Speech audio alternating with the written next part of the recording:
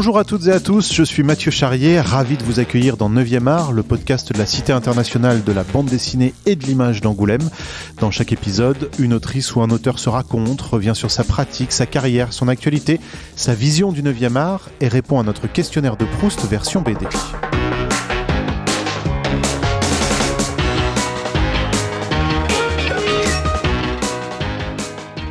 Je suis auteur de bande dessinée. En fait, tout le monde est auteur de bande dessinée dans ton podcast, non? Donc, c'est pas du tout un indice. Donc, je suis un auteur de bande dessinée, super indice.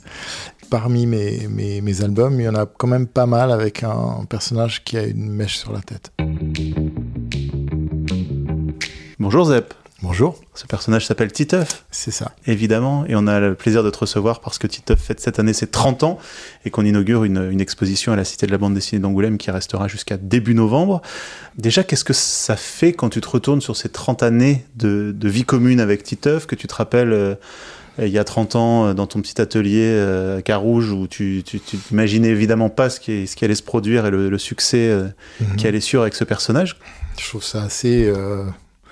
presque magique, en fait. Tout est allé très vite, il n'y a pas eu de pause. Là, je veux dire, peut-être pour les 30 ans, c'est la première fois que je fais vraiment une pause. On a fait ce livre d'or qui était aussi l'occasion de fouiller dans les archives, de retrouver beaucoup de choses, donc de mesurer le temps qui a passé, toutes les rencontres, tous les gens qui ont travaillé aussi autour de Titeuf sur tous les projets qui ont été développés.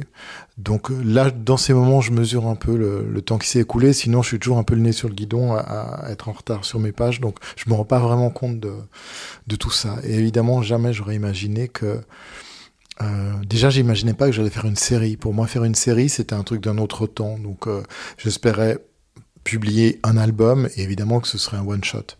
Quand le premier album de Titeuf a eu un petit succès, qu'on m'a proposé d'en faire un deuxième, enfin qu'on a accepté d'en faire un deuxième parce que moi je demandais ça depuis... à partir du moment où j'ai signé le premier, je harcelais mon éditeur pour savoir si je pourrais en faire un deuxième.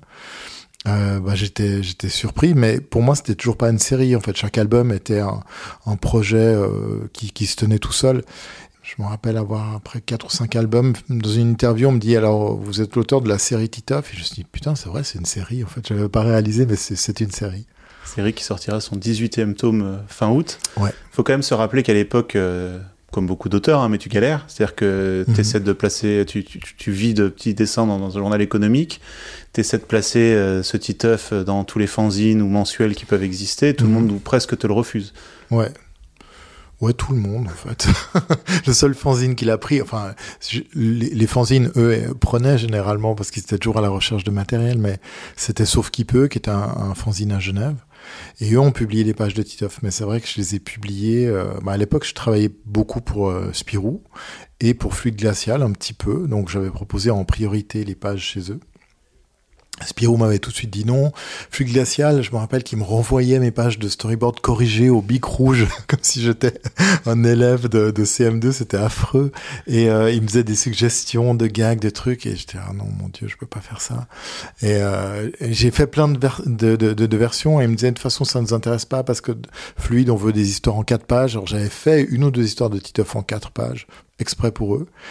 Mais les pages étaient dessinées au lavis en noir et blanc dans le premier album, enfin les pages du premier album, parce que j'imaginais qu'elles seraient publiées chez eux. Voilà. Et à l'époque, c'est parce que la fenêtre d'où tu vis donne sur une cour de récré que Titeuf naît, en fait. Ouais, c'est ça. C'est vraiment une espèce de voyage temporel. J'avais ma fenêtre qui donnait dans la cour d'école, et au moment de la récré, je regardais les enfants jouer, et je faisais ça presque tous les jours. C'était ma pause de la matinée. Et un jour, mon enfance me tombe dessus. Enfin, vraiment, elle me revient comme... avec tout, quoi, avec les émotions, les odeurs, les bruits. Je me rappelle de cette enfance et je me dis, il faut vite que je note ça. Il y a une espèce de faille temporelle, comme ça, je retrouve mon passé. J'ai l'impression d'être dans ma chambre d'enfant, en fait. Et j'ai noté les histoires, enfin tout ce qui me venait. J'ai dessiné cette cour d'école qui était sous ma fenêtre. Autour, j'ai dessiné la cité dans laquelle j'ai grandi. Et j'ai dessiné mes copains, Manu, Hugo, Nadia. Et au moment de me dessiner, je me suis dit, si je fais un truc vraiment qui est autobiographique, je vais très vite coincer parce que j'avais pas de souvenirs. J'avais des émotions qui revenaient, mais les souvenirs, j'en avais peut-être 2 ou 3. D'ailleurs, dans le premier album, les premières histoires sont vraiment des histoires autobiographiques. Mais très vite, ça devient autre chose. Pour pas être coincé dans cette histoire d'autobio, j'ai pris un personnage que j'avais trouvé quelques jours avant pour un autre projet que j'avais aussi envoyé, qui avait aussi été refusé partout, qui était une histoire de 3 petits musiciens qui jouaient dans un groupe de rock, 3 enfants qui faisaient un groupe de rock, et un des 3 avait cette mèche sur la tête. Et donc je l'ai mis, il avait une tête en forme d'œuf, je l'ai appelé Titeuf. Tout ça a été très très vite. Et puis voilà, j'ai fait 1, 2, 3, 10 pages et je me suis aperçu que c'était pas mal, quoi, qu'il y avait un ton que j'avais pas réussi à trouver dans mes autres projets, qui était plus libre. Et du coup, je l'ai présenté à tout le monde, et tout le monde m'a dit non. Et je l'ai présenté un peu par dépit à ce fanzine qui était fait par des copains, dans lequel je publiais régulièrement des choses. Et on publiait les pages. Et un exemplaire de ce fanzine, qui devait avoir royalement entre 50 ou 80 lecteurs à Genève, s'est retrouvé, je ne sais pas comment, sur le bureau de Jean-Claude Camano, qui était directeur éditorial chez Glénat.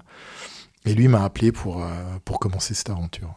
Glénat que t'as jamais quitté depuis, en tout cas pour toute la partie pour Titeuf. Ouais, j'ai toujours continué chez eux et avec Jean-Claude pendant très longtemps jusqu'à ce qu'il prenne sa retraite, et je le salue s'il nous écoute. Ça reste, Titeuf lui doit énormément. D'ailleurs, quand il a pris sa retraite, je me suis même demandé si je pouvais continuer sans lui, parce qu'il y avait une espèce de travail aussi en binôme. C'est quand même un travail où on est très solitaire, donc moi j'aimais vraiment ce côté où je lui envoyais mes pages et il me disait oui, non, enfin il était mon espèce de directeur de conscience de Titeuf. Sauf qu'il peut arriver sur le bureau de Camano, il décide de l'éditer, c'est le premier tome, Dieu, le sexe et les bretelles, avec déjà dans ce titre la notion sexuelle, parce que ce qui va être important dans le parcours de Titeuf, c'est aussi qu'il va former des millions de jeunes enfants à des premières notions sexuelles et en tout cas à toutes les questions qu'on peut se poser. Ça, c'est quelque chose qu'on va retrouver quasiment tout au long des 18 tomes. Ouais, c'est un des thèmes. En fait, ça fait partie des thèmes qui n'étaient pas traités dans la bande dessinée, comment on va dire, familiale. Pour moi, je faisais pas de la bande dessinée jeunesse, mais je faisais de la bande dessinée populaire. Et je me rendais compte, comme je travaillais aussi chez Spirou parallèlement, je voyais bien qu'il y avait tout un panel de sujets qu'on ne traitait pas. Parce que c'était pas feel good, on parlait pas de chômage, on parlait pas de sida, alors que c'était des sujets qui étaient extrêmement présents dans l'actualité à ce moment-là. On parlait pas c'était la guerre des Balkans, il y avait énormément de réfugiés qui arrivaient des pays de l'Est. On parlait évidemment pas de mort, pas de handicap. Et je trouvais que c'était, moi, dans mon enfance qui me revenait, j'avais envie aussi de relayer ça, parce que ça faisait partie des discussions de cours d'école. On essayait de comprendre ce qui nous environnait. Et tout ce que les adultes ne nous expliquaient pas. Donc j'ai l'impression que la bande dessinée, elle avait aussi un rôle à jouer là, pas tellement pour apporter des réponses. J'avais pas de réponse sur l'existence de Dieu, ni sur ce qui se passe après la mort, mais ça fait partie des préoccupations enfantines autant que celles des adultes. C'est une question bête, mais elle est liée à ça. C'est, selon toi, ce qui explique en partie le succès de Titeuf, parce que dès le 3e, 4e tome de la série, le tirage va commencer à augmenter jusqu'à atteindre des niveaux incroyables. Ouais, alors je pense qu'il y avait une place qui n'était pas prise là-dedans et qui était d'ailleurs embarrassante, parce que c'était la raison principale du refus, la raison qu'on me donnait pour le fait qu'on ne me prenait pas chez les autres éditeurs. On me disait mais on comprend pas parce que c'est une bande dessinée qui a l'air d'être jeunesse, mais les sujets on va pas faire lire ça à des enfants. Où on me disait on disait pas feel good à l'époque, mais c'était un petit peu ça, quoi. Pourquoi dans une bande dessinée d'humour il faut traiter de sujets qui ne sont pas drôles? Alors que je pense que l'humour, on le sait très bien dans le dessin de presse, il est là pour nous faire rire de sujets qui sont plutôt anxiogènes. Pour moi, le souci, c'était d'être dans un univers réaliste. Même si graphiquement, c'était pas le cas, j'avais envie d'être dans un univers le plus réaliste possible, donc de traiter de tous les sujets qui faisaient l'actu. Et à l'époque, en 1992, l'actu, c'était effectivement la guerre des Balkans, le sida énormément, le chômage, une énorme crise du travail qui frappait l'Europe.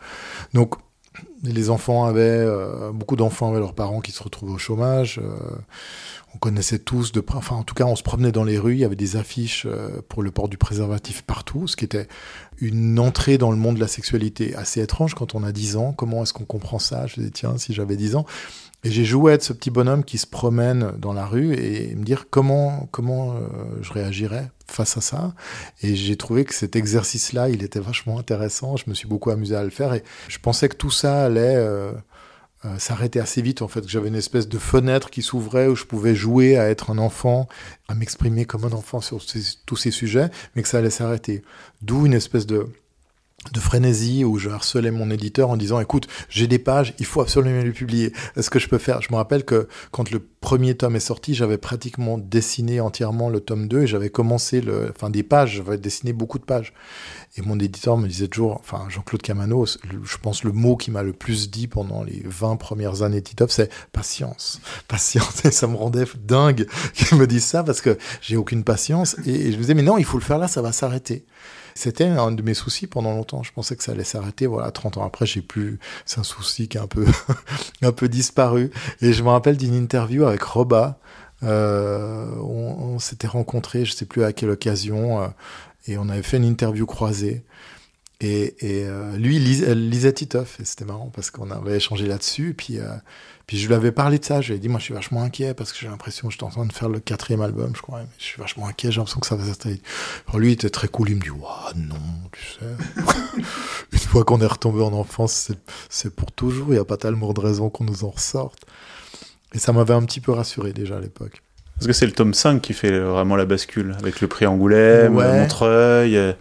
En fait, en Suisse, ça démarre plus vite. Ensuite, ça démarre presque tout de suite parce que j'avais déjà fait 3 albums avant. Et donc, j'avais déjà un public et j'étais déjà un peu identifié comme un auteur de bande dessinée dans les médias. Donc, quand le premier album de Titeuf est sorti, tous les journalistes BD l'ont lu et beaucoup l'ont aimé. Donc, il a été pas mal mis en avant. Et ça a tout de suite démarré. Pendant longtemps, au début, vraiment, on avait plus de lecteurs en Suisse qu'en France, ce qui est assez étrange parce qu'on a quand même 15 fois moins de lecteurs francophones en Suisse. Je crois qu'au tome 4, c'est là où on arrive, on est moitié-moitié en Suisse, moitié en France. Et d'ailleurs, au début, j'ai su, après coup, Glénat s'est dit, bon, on arrête ou on continue parce que ça marche pas super. Et les gens disaient, non, mais en Suisse, ça marche vachement bien. Ils disaient, oui, mais peut-être que c'est juste un phénomène suisse. Et évidemment, ceux qui le soutenaient disaient, non, je pense que c'est un observatoire, il faut écouter ce qui se passe là-bas. Et au 5, ça, effectivement, c'est là où ça démarre en France, où il y a des prix, Montreuil, Angoulême. Et ça ouvre tout d'un coup sur un public où on sort du public strictement BD. Et où les enfants s'emparent aussi de Titeuf, et tout à coup, Titeuf devient le héros de la cour d'école. Et après, il y a toute une phase où Titeuf devient polémique. C'est pour ou contre Titeuf, parce qu'il y a les parents qui sont pour, les parents qui sont contre. On met beaucoup en avant Titeuf par rapport à la sexualité, au fait qu'il parle de sexualité, donc tous les non-lecteurs de bande dessinée et les parents un peu conservateurs entendent juste « c'est une BD porno ». Est-ce que vous êtes d'accord que vos enfants la lisent? Plutôt non. C'est quand même allé beaucoup plus récemment, mais jusqu'aux élections brésiliennes où on a sorti le guide du délit sexuel en mode regardez ces dépravés de français. Enfin, c'est quand même, ça allait très très loin, quoi. Ouais, c'est vrai. C'est toujours quelque chose, c'est toujours un sujet qui est le fait de dire littérature jeunesse, sexualité. On n'a pas besoin de dire plus que ces 3 mots et on déclenche des réactions un peu épidermiques. Donc il y a eu ça. Et en fait, cette polémique a fait que Titeuf a été extrêmement médiatisé. Même sans moi, j'avais même pas besoin d'aller. On invitait un pédopsie, on invitait une maman qui dirigeait un groupe de parents anti-Titeuf, et donc les gens s'affrontaient. Et j'ai trouvé que cette période était assez géniale, parce que déjà, moi, ça m'a fait des vacances, et j'ai beaucoup dessiné, j'ai moins fait de médias, mais aussi, il se disait des choses très intéressantes sur ce qu'on peut dire et ce qu'on ne doit pas dire à des enfants. Et ce débat, il n'a pas de réponse, en fait. Chacun a sa limite, mais il y avait toute cette notion d'innocence et d'ignorance. Qu'est-ce que ça veut dire? Et moi, évidemment, je suis partisan que l'ignorance, c'est pas un cadeau qu'on fait aux enfants, donc qu'il vaut mieux leur raconter quelque chose avec des mots qui sont accessibles à eux, être dans un discours de proximité, plutôt que dire on maintient une innocence des enfants, mais comme ça, un jour, ils vont se prendre la vérité en pleine gueule et ils sauront pas comment réagir. Je pense pas que ce soit la bonne solution. Et j'ai l'impression que depuis, on a fait tous beaucoup de chemin par rapport à ça, et peut-être que Titeuf y a participé un peu. Tu vas lancer aussi en parallèle à cette époque-là le magazine Cho, qui a permis l'émergence de beaucoup de jeunes dessinateurs, qui aujourd'hui est arrêté, mais qui fait partie de l'histoire de la bande dessinée. Pourquoi tu avais envie de lancer un magazine ? En fait, moi j'ai grandi en lisant de la bande dessinée dans la presse. Et pour moi, la BD, c'était un truc de presse. D'ailleurs, je me suis mis à faire du gag en une page parce que c'était un format qu'on pouvait placer dans les journaux. Et pendant tout le début de ma vie de dessinateur, j'allais pas tellement voir des éditeurs, j'allais voir les journaux. J'allais voir toute la presse généraliste avec mes pages. J'ai fait des pages là-dessus. Et j'essayais de fourguer une page par-ci ou par-là. Et j'ai vite compris que c'était difficile de rivaliser parce qu'il y avait des grandes agences comme Cosmopresse qui vendaient des pages de Lucky Luke à 10 francs pour être publiées. Et nous, on arrivait en disant on aimerait bien être payé 100 francs parce que c'est une page originale et personne nous prenait. Mais j'ai quand même été pris plusieurs fois dans des magazines, dont dans un magazine féminin pendant presque 2 ans en Suisse. Et ça m'a vraiment permis de faire mes armes. J'ai fait 80 pages de BD, donc c'était une bonne école avec une série en essayant de garder un peu une ligne. Et puis, je rêvais de ça. Je rêvais pour moi, le journal, c'était une communauté de dessinateurs comme l'était Fluide Glacial ou Spirou, le Spirou que j'avais connu en étant un petit lecteur. Quand je suis arrivé au journal de Spirou, c'était plus le Spirou de l'époque, c'était un Spirou un peu disparate avec à la fois des gens très âgés qui étaient là depuis longtemps mais qui foutaient pas les pieds au journal, des nouveaux qui venaient d'un peu partout mais qui étaient pas forcément très impliqués. Il y a pas vraiment, je trouve que la culture du journal avait un peu disparu. Elle est revenue par la suite avec Thierry Tinlot, qui a été rédacteur en chef, qui a essayé de reconstruire ce truc. Et j'étais un peu nostalgique de ça. Donc, dès que Titeuf a eu un peu de succès, j'ai un peu emmerdé Jacques Glénat en disant « Pourquoi on fait pas un journal ? On pourrait faire un journal ». Et moi, je me sentais aussi un peu isolé chez Glénat parce que je faisais une bande dessinée qui était pas vraiment, qui était un peu un ovni dans le catalogue, il y avait la collection Vécu, qui était la prestigieuse collection, il y avait beaucoup de bandes dessinées historiques, il y avait de la bande dessinée adulte, il y avait de la bande dessinée patrimoniale, il éditait des grands auteurs historiques. Titeuf, là-dedans, il n'y avait pas vraiment de communauté. Donc je me disais, ça va aussi être la possibilité de créer un truc. Et il a été OK. Et on a lancé Tcho, qui était au début un projet très simple, avec une espèce de carte routière qui se dépliait, de la BD dans tous les sens. Et ça a permis à ça a fait son job de laboratoire. C'est-à-dire beaucoup de jeunes auteurs sont arrivés en disant OK, on se reconnaît un petit peu sur le genre de BD qu'on veut faire. On a un peu tous le même âge. Et ça a été le laboratoire qui a permis à plein de gens de sortir. Julien Nil, Thébault, Buche, Mathilde Demecq, beaucoup d'auteurs sont passés par là. Et c'est génial, ça c'est quelque chose dont je suis très heureux. Un peu triste évidemment que ce soit arrêté. Mais c'est un journal qui a vécu le temps d'une génération.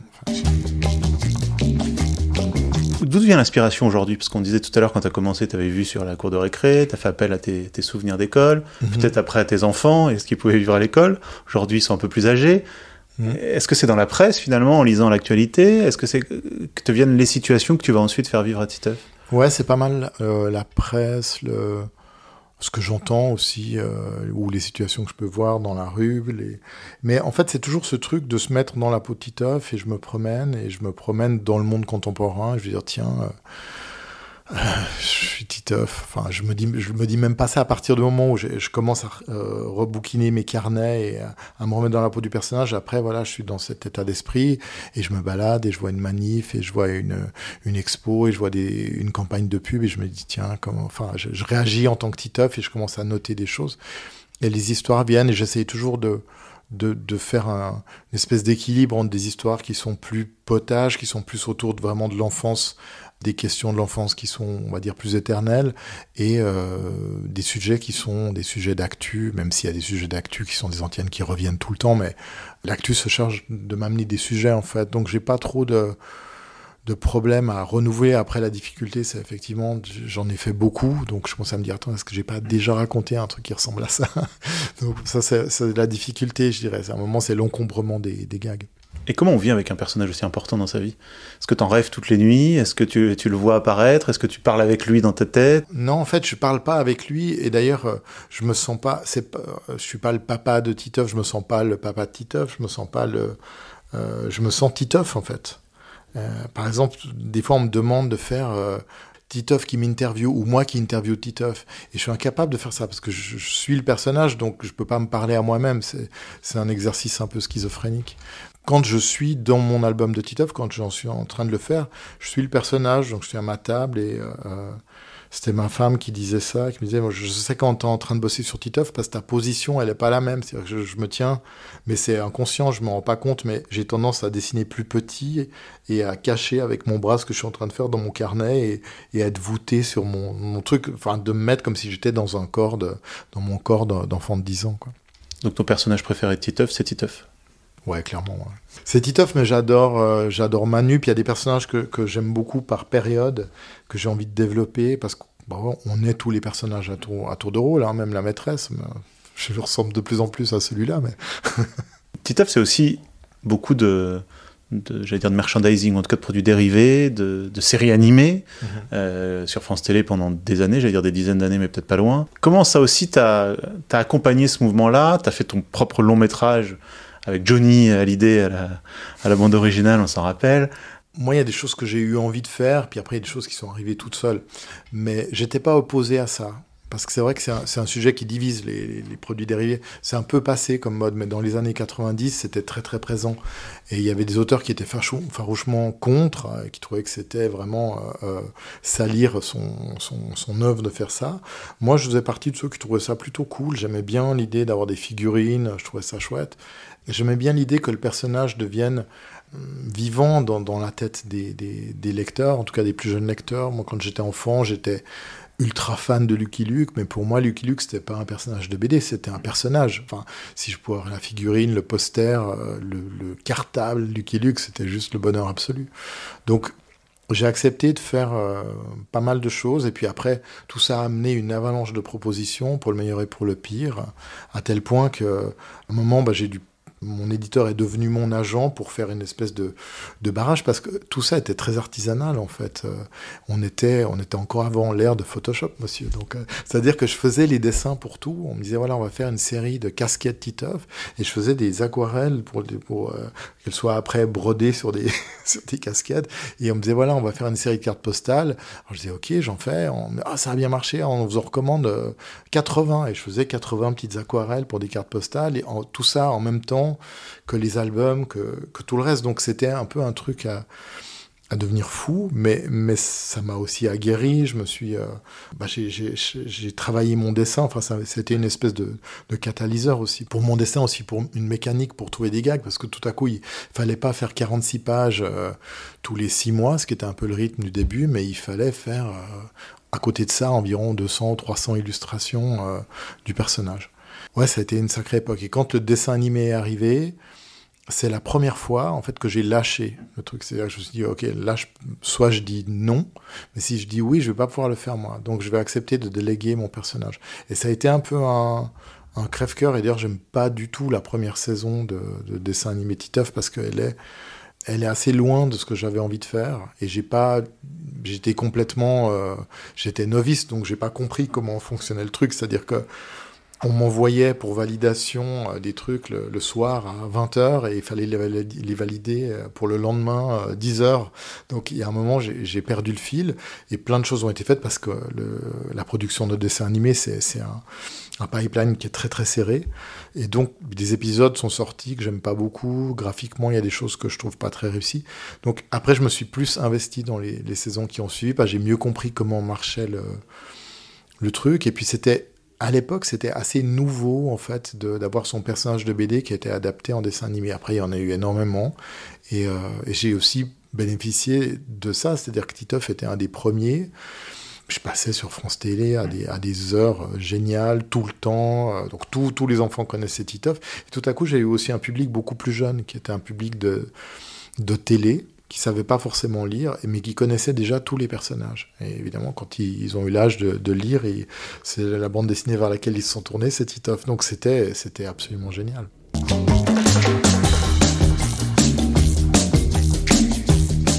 « 2004, c'est le Grand Prix à Angoulême. C'est rare qu'un auteur de bande dessinée dite jeunesse reçoive des Grands Prix à Angoulême. Qu'est-ce que tu avais ressenti à l'époque ? Oh la vache, j'étais vraiment stupéfait, parce que je m'attendais pas à ça du tout. Et il y avait toujours le soir qui précède la proclamation du Grand Prix. Tout le monde discute de qui va avoir le Grand Prix. Et je me rappelle que moi, j'avais parié sur Johannes Farr. J'ai perdu, mais j'avais pas parié sur moi, évidemment. Et dans tous mes copains, personne n'avait parié sur moi. Donc c'était assez surprenant, en fait. Je m'attendais pas du tout à ça. Et j'étais rentré à Genève. Et c'est en arrivant à Genève qu'on me dit « Ah, faut que tu reviennes à Angoulême, t'as compris ?» Donc j'ai fait Genève-Angoulême, 2 fois. Donc c'était un festival avec beaucoup de SNCF. Ce qui était génial, c'est de se retrouver, déjà de recevoir ce prix qui était remis à l'époque par l'Académie de ceux qui avaient été Grand Prix.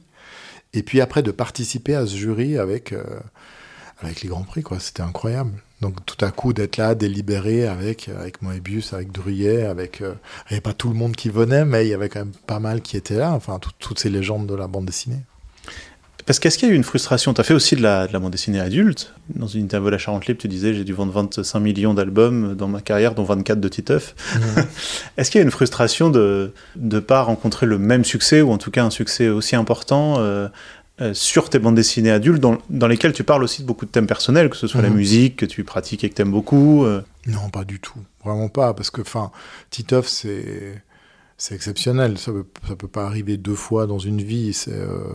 Quand je fais des romans graphiques ou d'autres projets, ils ont un beau succès et je suis très content. J'ai déjà beaucoup de chance, je trouve, de pouvoir les faire, et en plus d'avoir beaucoup de lecteurs. Mais c'est évident qu'un Titeuf, c'est devenu une espèce de phénomène où tout à coup, ça échappe aux courbes de vente habituelles. Tout à coup, d'ailleurs, on voyait, tout le monde chez Glénat était surpris, on ne savait pas, on était en rupture, on préméditait pas. Alors ça s'est calmé, depuis on est redevenu à des choses plus raisonnables, mais il y a quelque chose effectivement qui a été à un moment un phénomène pendant quelques années générationnel. Et ça m'a aussi permis de faire d'autres choses. Je pense que j'aurais pu être prisonnier en me disant il faut absolument que je fasse que ça parce que c'est tellement génial ce qui m'arrive. Et je me suis dit c'est tellement génial ce qui m'arrive, mais je vais quand même faire d'autres choses parce que j'adore la bande dessinée et j'adore dessiner et raconter des choses, mais pas que des histoires d'un enfant de 10 ans. J'ai aussi envie de faire d'autres choses et je trouve que c'est un métier qui est tellement génial parce qu'il permet ça. Si j'avais été réalisateur et que Titeuf était une série, une franchise de films, je suis pas persuadé qu'on m'ait dit t'as raison mon gars, pendant 2 ans, fais un film un peu intimiste sur des gens qui portent le deuil d'un enfant qui s'est tué en moto. On m'aurait pas laissé faire ça, je pense pas que j'aurais trouvé l'argent pour faire ça. La bande dessinée, il suffit de trouver du papier et des crayons et puis on n'emmerde personne. Quelques mots sur le prochain album? Ça sort donc fin août. Alors fin août, ouais, c'est le prochain Titeuf. On a toujours cette date de pré-rentrée des classes. C'est le 18e, qu'est-ce que je peux te dire? Dans les sujets nouveaux, il y a pas mal... c'est un album où il y a pas mal de sujets autour de l'environnement, de l'éco-anxiété, de la manière des adultes de transmettre la responsabilité de la planète aux enfants, ce qui n'est pas ultra cool, je trouve. Il y a tous les sujets autour du consentement, ces sujets qui sont beaucoup racontés, mais qui... je pense qu'on a encore besoin d'être mis dans des pages dont on rigole pour qu'ils deviennent encore plus dans notre quotidien. C'est toujours un peu la même chose, quoi. L'album va sortir et je suis hyper excité et curieux de voir ce qui va se passer, mais je suis pas inquiet du tout parce que j'ai fait l'album que je voulais faire. Après, le succès, ça m'appartient plus. J'ai eu beaucoup de chance, je me dis, j'espère que j'en aurai, j'espère qu'il aura du succès, que les gens vont l'aimer. Mais peut-être pas, et ça, si jamais c'était le cas, je me dirais pas merde, j'ai oublié, j'aurais dû faire comme ça ou comme ça, parce que j'ai fait l'album que je voulais faire. Et tu n'envisages pas d'arrêter Titeuf? Je crois que j'aurais du mal en fait. Ça m'est arrivé 2-3 fois de penser à ça, de me dire ok j'arrête, mais en fait je peux faire d'autres projets. Donc Titeuf est pas du tout une prison pour moi, c'est un rendez-vous, que j'aime bien. Qui m'amuse toujours. J'adore toujours faire ça. Et si j'avais plus je pourrais m'amuser à être Titeuf, à me projeter Titeuf sans faire de livre, mais j'aime bien ce rendez-vous. Et puis de savoir qu'on fait un livre avec beaucoup de gens qui l'attendent, c'est tellement cool. Je pense que tous les auteurs rêvent de ça, donc je serais un peu stupide d'arrêter. Merci Zep d'avoir joué le jeu. Donc, merci beaucoup. Ce 18e tome à la fin du mois d'août, et puis l'exposition au musée d'Angoulême, Titeuf, 30 ans de mèche, avec 30 planches que tu as sélectionnées, dont une planche censurée en Chine, dont une planche redialoguée par Gottlieb, dont les toutes premières planches de Titeuf, dont Titeuf qui parle de sida. Donc voilà, je ne veux pas trop en dire pour inciter les gens à venir, mais il y a vraiment pas mal de choses à voir. Ouais, toutes les planches sont commentées et c'est cool. Et voilà, parce qu'on te voit en vidéo commentant ces planches. C'est le moment où on passe à notre questionnaire de Proust version BD. Est-ce que tu es prêt? Ah ok, vas-y. Ouais. La première BD que tu as lue? Je crois que c'était Pythagore contre Brasero de Derrib. Je me souviens d'une couverture orange, hyper flashy, très très belle, faite à la gouache, qui m'impressionnait parce que c'était du dessin qui n'était pas du dessin au trait comme à l'intérieur de la BD, mais c'était une illustration. Et je sais pas, je dois avoir 5 ans, donc je savais pas encore lire, c'était ma sœur qui me lisait les bulles, mais tout à coup c'était comme un tour de magie. À l'intérieur je comprenais parce que c'était du trait, mais la couverture elle me semblait être faite par un magicien. J'ai l'impression que c'était Rembrandt qui avait fait la couverture. Quelle est selon toi la meilleure BD de tous les temps? Oh la vache, c'est dur. Peut-être les bandes dessinées de Donald par Karl Barks. Je trouve qu'elles ont enfin, c'est de tous les temps, c'est absurde de dire ça parce que c'est lié à une époque, mais elles ouvrent vraiment la voie, c'est de l'aventure et en même temps ça traite des sujets sérieux en étant très drôle. Et puis c'est le premier vrai anti-héros de la bande dessinée. Je trouve c'est tout à coup avec un personnage animalier qui a une contrainte énorme, hein. Il reprend un Disney qui est un peu lisse et il en fait un personnage avec une humanité géniale. Et graphiquement c'est très très beau. La plus belle couverture de bande dessinée? Ma préférée, je pense que c'est Le Voyage en Italie de Cosey, c'est un diptyque et il faut les 2 livres pour faire la couverture. J'aime beaucoup. Mais en général, tous les albums de Cosey, je trouve, ont des couvertures géniales. À la recherche de Peter Pan, c'est magnifique aussi. Voilà. Mais ça, c'est très personnel. La plus belle case de bande dessinée? Waouh. Je crois que les cases qui m'épatent le plus, c'est Uderzo dans Astérix en Corse ou La Grande Traversée, où il arrive à faire des cases qui sont d'une complexité folle dans ce qui se passe à l'intérieur de la case, et en même temps c'est complètement lisible. Mais je peux pas t'en citer une en particulier, mais rien que ces cases de bagarre où il y a plusieurs personnages qui dialoguent, et en plus il y a une bagarre, et tout ça est dans une case qui fait genre 6 cm sur 4, je comprends juste pas comment il faisait ça. Est-ce qu'il y a une BD que tu aimes mais tu as honte de l'avouer?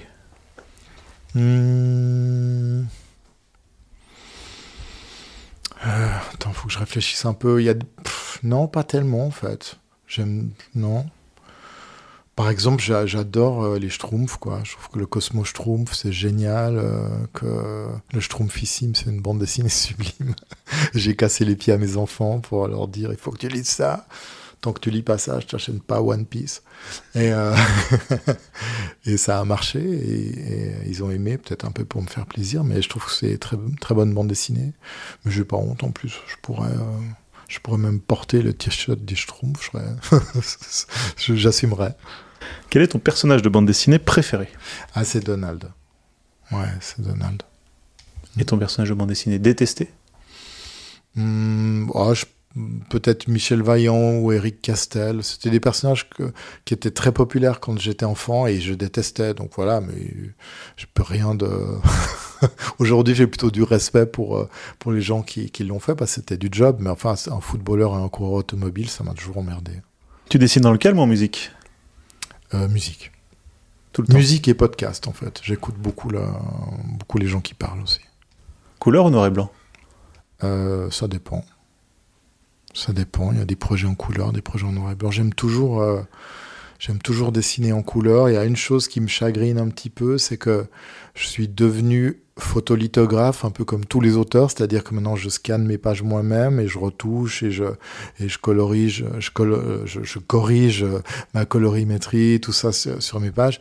Et ça me prend un temps fou et c'est un temps... Alors j'aime ça parce que au moins je sais que l'album sort de chez moi pour aller à l'imprimerie et il est exactement ce que je voulais. Mais je passe beaucoup de temps devant mon écran d'ordinateur. Parfois, il y a certaines pages où je passe autant de temps sur la retouche que sur le dessin. Et autant, quand je dessine, je vois pas passer le temps et j'adore ça. Autant, sur mon ordi, j'ai l'impression d'être un employé de bureau et j'aime pas beaucoup ça, quoi. Je trouve pas que c'est pas une partie du métier que j'aime. Mais pourtant, elle est cool, hein, de retoucher des images. C'est un côté assez fascinant, mais j'aime pas faire ça. Et je trouve en plus que je suis pas un très bon photolithographe. Donc, voilà, c'est pas la partie exaltante de mon travail. Et pour terminer, est-ce qu'il y a une autrice ou un auteur de bande dessinée que tu nous conseilles et qu'on connaîtrait pas forcément? Plein, mais je sais pas. Moi, j'aime beaucoup Alex Robinson, qui est un auteur américain, qui a un dessin très classique, un peu ligne claire comme ça, mais je trouve qu'il explore ce que la bande dessinée offre comme manière de raconter une histoire. Il raconte des histoires qui pourraient s'apparenter aux chroniques de San Francisco. Enfin, c'est souvent des histoires chorales comme ça, avec beaucoup de personnages qui se croisent dans une Amérique contemporaine. Et j'aime bien, je trouve qu'il est il trouve des solutions graphiques intéressantes. C'est pas le dessinateur le plus virtuose de la Terre, mais avec ses moyens, il arrive à faire un truc hyper intéressant. Merci beaucoup, Zep. Merci à toi. Cette fois, je te libère. Et donc, on lit le tome 18 de Titeuf qui sortira à la fin du mois d'août. Et surtout, on vient à Angoulême visiter le musée de la bande dessinée. Cette exposition Titeuf 30 ans de mèche, c'est jusqu'au 5 novembre.